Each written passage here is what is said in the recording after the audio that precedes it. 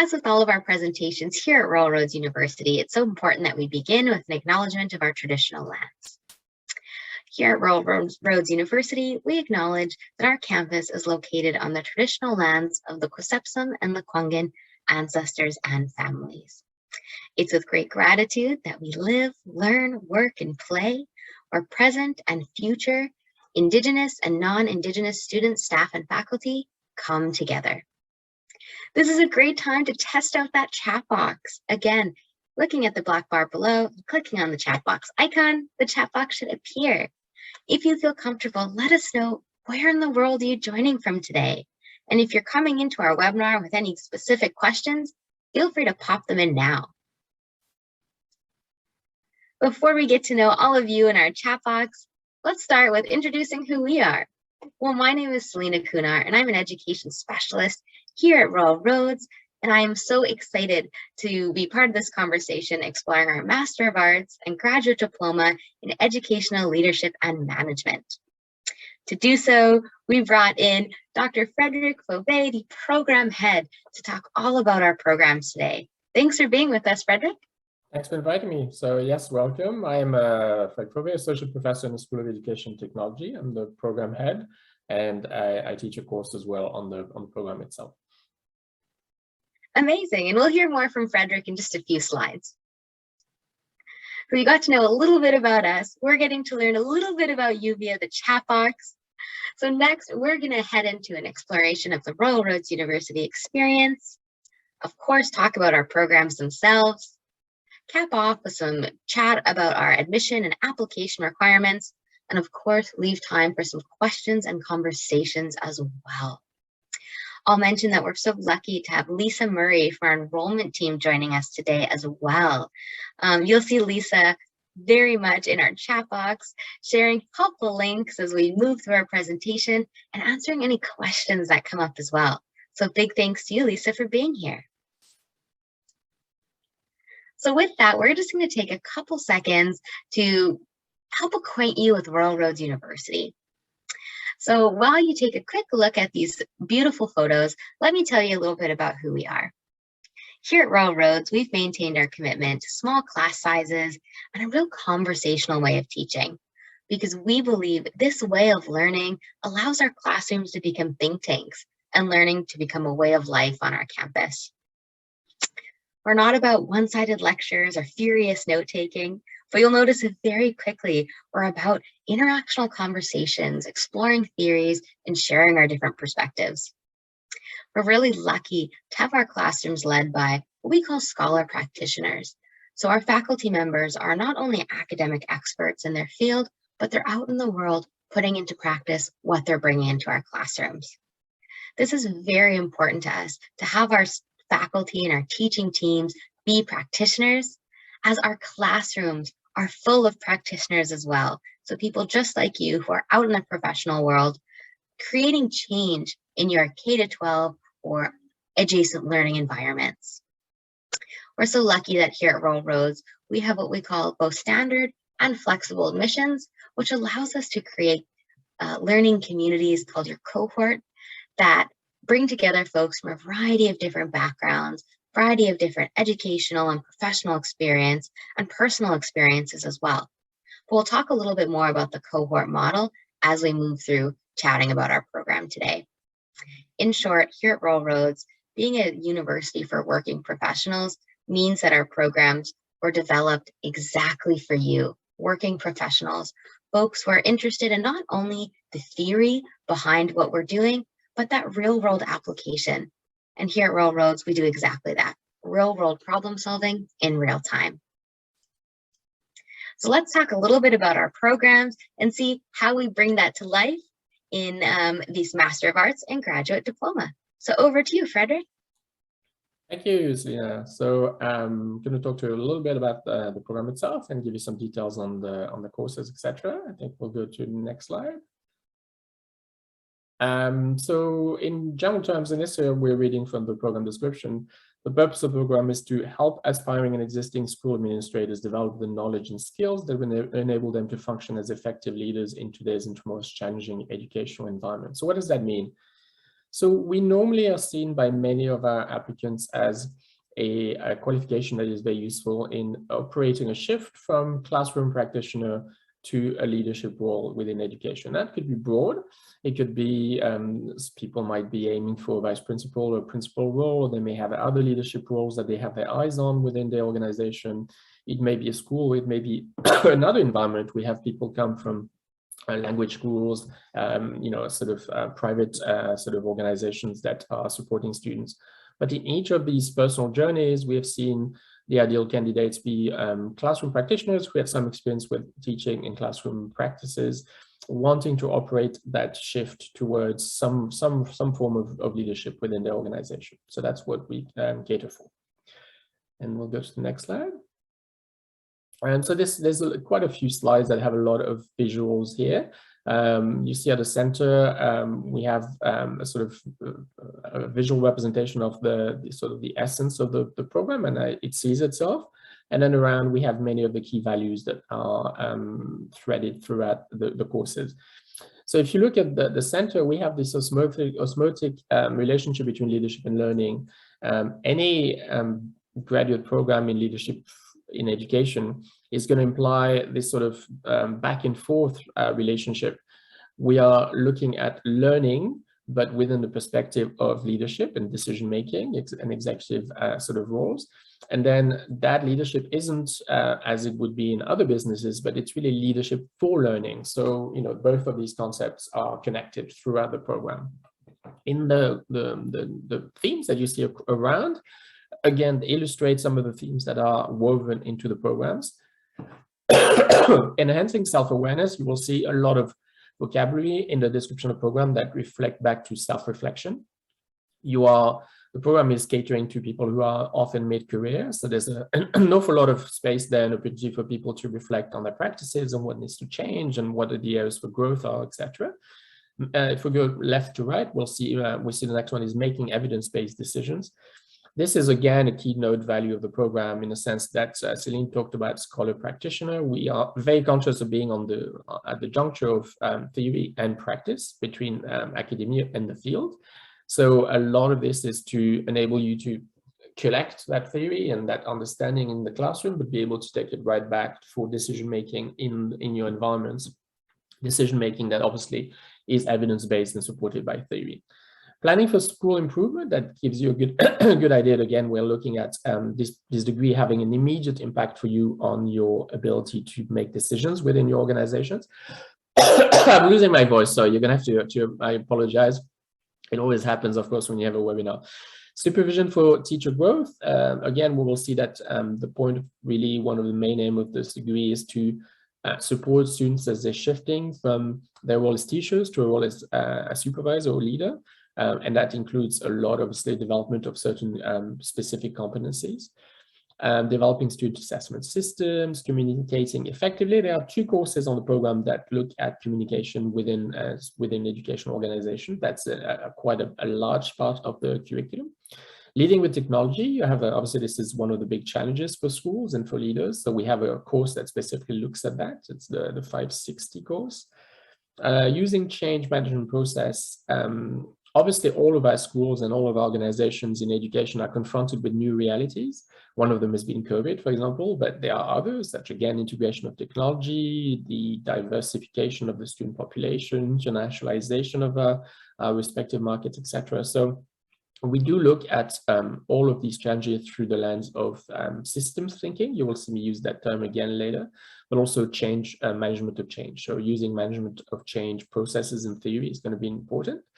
Involving parents and community. So the program obviously seeks to make you look at all of the issues and themes within the larger, what we call ecological lens, which means that you are taking into account all of the stakeholders, not just yourself and maybe the employees that you supervise, but also the students, obviously the parents, the community, and etc. And also sometimes even the political landscapes in which you're functioning. Collaborating with others, that's one of the key values of that keeps being repeated through this program. You will see that the cohort model is very strong. It's a huge part, almost a cornerstone of the model of instruction. You collaborate with others on a daily basis throughout your courses. A number of your assessments are done in teams. It's a large part of the vision that World Roads itself, not just the School of Education Technology, has on student development and what your takeaway should be for a master's. And then we're back to enhancing self-assessment, self-awareness, which we'll talk again in the next slide, I believe. Selena, if we can go to the next slide. Yes, so this is a visual representation, again, graphic representation of some of the growth that we hope students are able to carry out during their time with us on the MEL program. It really is often repeated throughout assessment, throughout courses. You will come back to this graph because really it's very representative of the reflection that we want you to have on, you know, where is my work situated? If I say something or I make a certain assertions, where am I positioning myself? Am I positioning myself as an individual? Then that would be knowing ourselves, the individual reflection. Knowing yourself as learners is a different scale, different level of the reflection you might be applying to school environments and to learning.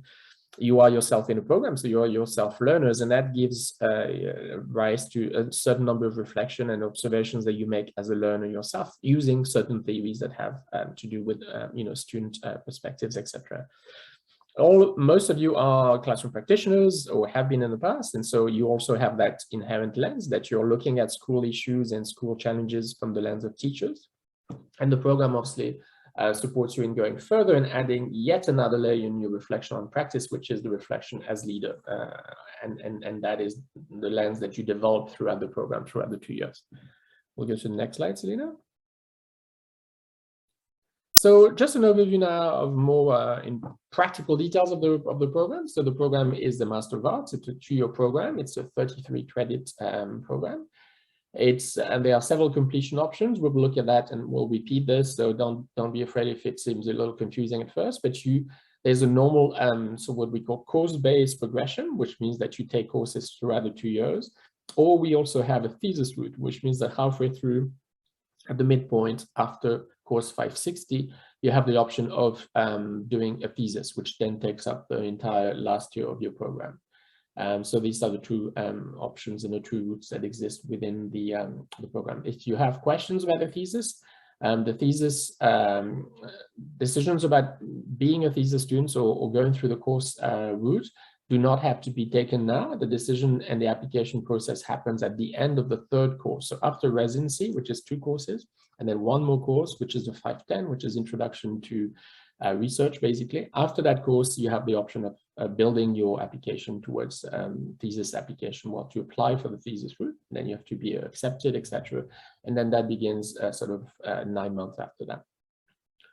If you take the Master of Arts in Education, Leadership and Management, you are eligible for an IBO certificate in leadership research. So it's the full name is the IBO Advanced Certificate in Leadership Research.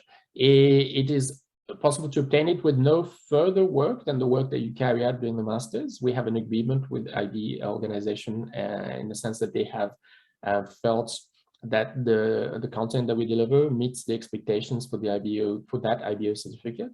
If you wish to complete the certificate, you would need to register for it. It's a separate process than World Roads, so you are accepted for the Masters and then you yourself decide if you do want or not to apply for the IBO certificate. That is done with the program coordinator and it's done in the course of residency. So again, no decision need to be done about that before you begin. The Advanced Certificate in Leadership Research does assume that you are familiar with IB context. Because it does mean that you will be able to draw from examples and for some of the issues that are faced by IB organizations. So usually we recommend that it's undertaken or considered by people who have had some administrative or teaching experience within an IB school, or maybe involved in a school that is at the moment already considering accreditation as an IBO school. But if that's the case, you're definitely most welcome to apply for that. There's also a program which is embedded into the Masters, which is a graduate diploma, and again in Education, Leadership and Management. That's a 1-year program. It's 18 credits. It's basically exactly half the program. You would graduate and stop after course 560, after the first year of the program. There's also the option to continue to the full MA program. So it does constitute a feeder, if you wish, if you will, for the masters. That decision doesn't have to be taken. We have students who complete the graduate diploma and immediately switch. We have people who take a break and come back a couple of years later. But it is definitely possible to come back and apply for completion of the full program if you've done the graduate diploma as well. We'll go to the next slide, Celia. This is again program at a glance. It's a slide that really we're not going to add much to what I've said, but it's again another way of looking at the structure from a different lens this time. This is more the linear route through the program. So you begin the program with a two preparatory course, which is Introduction to Academic Integrity, and then the link. The link is a 2-week course which is done online before you actually begin the program itself. We have found that this is very useful because we use a lot of online tools. You're also introduced to a lot of new services when you join a university, the library, student services, etc. So the link enables you to have access to all of these resources and to try your hand at finding a way before the stakes are high. So this is a non-credit course that you do have to complete, but it doesn't count towards the credits on your program. So it is both a nice compromise between being compulsory and forcing you to actually get familiar with all of these services and these tools, but also doesn't put pressure on you because all you have to do is just pass the course and actually complete it. You then begin in the summer, so this would begin in June, and the residency happens in June till August. We have what we call the first residency, and it's 2 courses, EDLM 501, Leadership for Learning, from Theory to Practice, which is a foundation course in leadership, and the 505, which is Leading for Social Justice, which gives right away a sort of social justice lens onto a lot of the work that you do throughout the program. This is a fully blended part of the program in a sense that you begin with 3 weeks of online instruction. You then, at the end of July, beginning of August, have 2 weeks of residency on campus, and then you finish off with 3 weeks of online after that. That's the only time when the fully blended model happens during the program, and the rest of the courses can be completed online, but you do have to be present for those 2 weeks during the residency. So this would be this summer if you're considering application now for this cohort. After that, you would complete the rest of the first half of the program online, and the 4 courses that run consecutively are 510 in research for school improvement, so it's introduction to research, 540, which is a communication course, 550, which is another communication course, this time looking at internal communications versus external communication, and then the 560, which is leading for technological integration in schools. That would be the end for the graduate diploma students, and that marks the half point for all other students. So after that, again, as we've explained, you have 2 routes, the course-based route or the thesis route. If you take the thesis route, you take a course called the LRNT 600, which is basically a normal length course, 9-week course, where you actually design your question, and then you begin the work with your supervisor for the rest of the duration of the program. If you are continuing with the course-based sort of route, you take 570, curriculum instruction, 580, supervision, 525, which is a portfolio course where you recap your learning and build a digital portfolio which can serve you in obviously job search, but also in establishing credibility and visibility as a scholar practitioner yourself. And then you finish with 610. 610 is a 6-credit course, so it's the longer course of the whole program. 610 is an opportunity for you to carry out an exploration of the research process, even if you've not taken the thesis route. So the thesis obviously is very long. You work extensively one-on-one with a supervisor, etc., and it's eventually published through the library, etc., and may lead to other publication. The 610 is something much more sort of contained.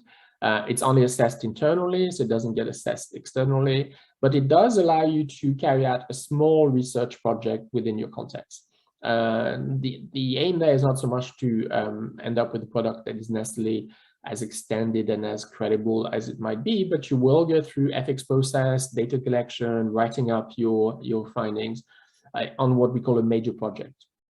So it's a major project basically that you carry out for 6 credits with an instructor and still with your whole cohort. So the flavor is very different, but you still get that first-hand experience at research as well.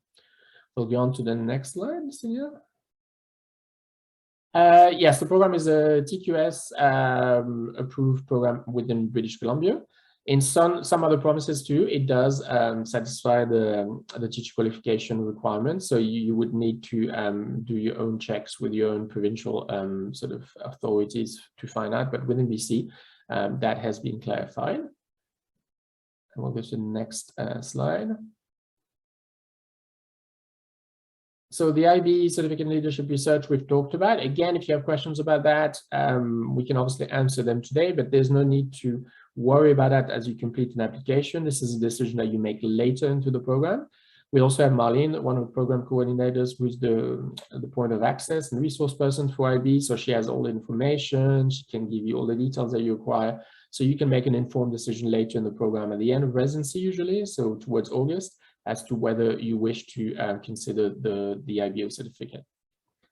And I see you come back soon, so I think we're getting to the end of my slides. There we go. If you have questions, pop them in the chat and we can address them at the end as well. Awesome. Thank you so much, Frederic.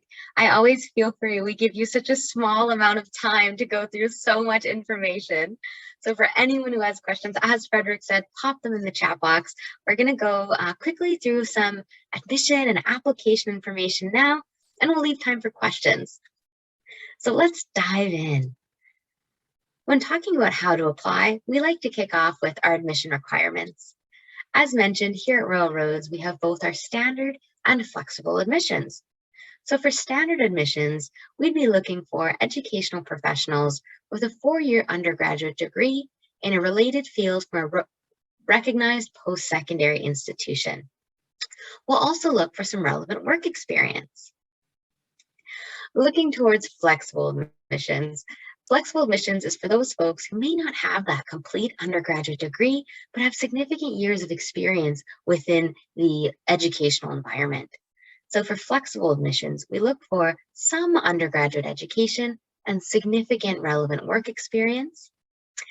And it's important for us to note that flexible admissions is something that's assessed on a case-by-case basis. So if you have any questions about your background in relation to standard admissions or what might qualify as a flexible admission candidate, please connect with our offices. Lisa is part of a wonderful team that regularly connects with our students, our prospective students, to unpack all of your different academic, professional, and personal lived experience to understand how that could apply to this program's application process. So how to apply exactly? What's the process? Well, as with most things these days, it begins with an online application. Currently, that online application comes with a fee of $128.81. And once that online application is in, we then look for some supporting documents. So for example, we'll look for official transcripts, personal statement, a structured resume, and 2 letters of reference. Our website is a wonderful resource as you look towards crafting these supporting documents. Our website has, some practical information around, how long should this be? How do I submit them to your offices? But then also some really helpful information around, what sort of questions should you be exploring in your personal statement? What different categories do you want to make sure are included in your structured resume? And some cool information around who exactly can be used as your referees, and then of course, how they can submit their letters of reference. So again, any questions you have that aren't answered by our website, or perhaps are answered by our website, and you're just looking for some more clarification, you'll know where to find us in just a few slides. Looking towards our upcoming intakes, we are so excited that our 2022 intake is just around the corner. So if you're interested in beginning this program this year, you would start June 13th. You'll notice on this slide, our application deadline is listed as March 13th, 2022. But as of today, we have actually just extended our application deadline. So our application deadline is now May 13th, 2022, and that'll be reflected on our website shortly. If you're looking forward to 2023, we do have our dates posted for that year as well. So you would then begin in June 12th of 2023, putting your application deadline March 12th, 2023. It's important for me to note that here at Rural Roads, we accept applications on an ongoing basis. So that means we're not actually going to wait until May 13th to look at all the applications that came in. Instead, as your online application is submitted and your supporting documents are received by our offices, we're able to adjudicate your file and let you know about your seat in the program. That's why we always encourage anyone interested in our programs, or if there's an intake specifically that works best with your schedule, get that online application in, as it lets us know your interest in that intake. We get a lot of questions around financial aid, and as we should, financial planning is a critical component to making your post-secondary education experience happen.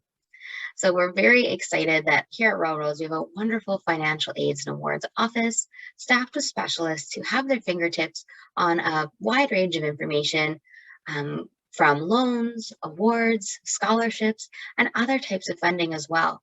So if you have any questions about what could be available internally here at Rural Roads, or some resources to external funding options as well, please connect with our financial aid office. And on this slide, you should be able to see their website as well as their direct phone lines. Oh, this slide is extra special because every time throughout this webinar, we've said, hey, connect with our offices. Well, these are our offices. Lisa is just one wonderful example of the teams we have here on our campus, eager to help answer any questions you might have about these programs or any others as well. So if you are a Canadian citizen, permanent resident, landed immigrant, or refugee, you're going to connect with Lisa and her team at learn.more@ruralroads.ca. And if you're joining us internationally, you're an international citizen or temporary resident, Lisa's counterparts in our international office would be more than happy to continue the conversation at learn.more.international@ruralroads.ca. And for those of you who are joining us internationally, you should be able to see that WhatsApp QR code. So if you were to swipe your phone over that now, you would get connected directly with that office. So please feel free to connect with them via phone, email, or WhatsApp chat as well. So with that, we have come to the end of our formal presentation today, but what I'm going to do now is actually stop sharing my slides so we can get into some questions. Frederic, one that comes up quite often is, how much time should I expect to dedicate to this program, whether that be weekly, or how do people make it work with teaching full time? It's always hard to put I mean, there's an official answer as every credit represents so many hours of work, but I find that that's very difficult in the sense that people obviously work at different speed and in different ways. What I would say that in general, that work that is true of all students is that we have a unique format. If you took a graduate degree in any other universities in Canada, you would probably have to take at certain points 2 or 3 courses at the same time, and then probably would have downtimes. We don't have that, so we certainly do standardize and the workflow a lot more, in the sense that you've seen you have that more intensive period in the first summer as you begin with the residency, and you have 2 courses at the same time. But immediately after that, you have 1 week break and then a 9-week course, another 1 week break, another 9-week course. So it's very regular, it's very manageable. And that's what's been appealing to most folks who want to carry on working while they're doing their masters. In the sense that there's no surprise, the workflow is pretty much even, and you have these 1-week breaks between courses where you can, take a break, squeeze in the holidays, etc., and refocus on your other priorities. So the experience has been, I think, the most alumni I found this more manageable than other recipes certainly out there for masters and graduate degrees, in a sense that it's very, very predictable. Within the courses themselves, obviously, the timing of the assignments is sometimes different. The course is not all identical, but you are very much quickly able to navigate the course and realize where your milestones are, when your assessments are. As soon as you enter a course, it's again a 9-week. You understand the assignments, you can find them right away. You can plan your 9 weeks and see how it works with your work commitments at the same time. So thanks for that, Frederic. We had another wonderful question come in. What if an applicant is not from a traditional K-12 environment? Can they still apply? Yes, and we do have quite a diverse group of folks on the MELM program. We have had people who have worked in private organizations that are still involved in education, in consultancy firms, working in education, in, again, as I said before, language schools is one that's fairly popular. We also have folks who have left and sometimes working in international schools overseas, so they can end when already working in either as administrators or as teachers overseas. So I would say that really the only common denominator, and that's what we're looking for in the application, is that you have some classroom experience and you have had that lens of a teacher and a pedagogue, and you've looked at school change, etc., from the perspective teacher. And in this program, you're hoping to shift that perspective to looking at the same issues, but from a leadership perspective. So if that fits your profile, however, whatever your context is, then you would be a strong applicant for the program itself. That's so helpful. Thank you for sharing that, Frederic. We have another question around what is the ratio of thesis to research paper students per cohort? Meaning research papers, you mean the thesis route? Huh? So the thesis route only started 2 years ago. It was launched in 2 years back. So in the cohort that is now already in the thesis process, we have 3 MELM students, so 3 out of 20. So the total was probably 29. So 26 have gone through the course phase and 3 have followed the thesis. In the last cohort, I think we have 28 students, and I think 2 have been admitted to the thesis route. So they haven't begun yet. They've just been accepted at this point. They'll begin in September. And the other 26 have chosen to go through the course base. The thesis can be a little threatening sometimes, I think, for students, especially because you have to decide fairly early on, because you spend an entire year working one-on-one with your supervisor. So it's not for everyone. It really is. You need a certain degree of autonomy. You need to be comfortable in that model. You need to want to go really in depth into one single issue for your second year. It appeals to some, but many students are quite happy going on with the course-based model and carrying on this when completing it that way. You still have the 610 experience with research anyway for 6 credits. So it's a 5 months course where you still can carry out a research project within your own context, but it's not something that we are looking at having assessed externally or publishing, etc. It may be just for the needs of your organization. We had another great question from Stacy. If we had any clarity around becoming residencies being in person or virtual? At this stage, I think it's all go for in person. We are, like you, obviously always wary and focused on any changes in the public health landscape in Canada and overseas. As you've seen, it is pretty quiet and back to normal at the moment in Canada. And certainly we see all the provinces lifting their restrictions. And so the decision at Royal Roads at the moment is that all summer residencies are happening in person as normal. Obviously, you've seen the last 2 years, it could be blindsided. If it did happen, and we were all totally blindsided, there is obviously the option of having the residency fully online, which has happened in the last 2 years because of COVID. So, those courses have been delivered fairly effectively, and the residency, even the cohort building and etc., and the social aspect has happened quite successfully online. So the contingency plan is definitely there if anything did happen, but at the moment there seems to be no indication that that would change. Amazing. Well, that brings us to the end of the questions that I can see. So if anybody is typing a question, I will wait a few seconds in case that comes in. But Frederic, before we head off today, was there anything else you wanted to share?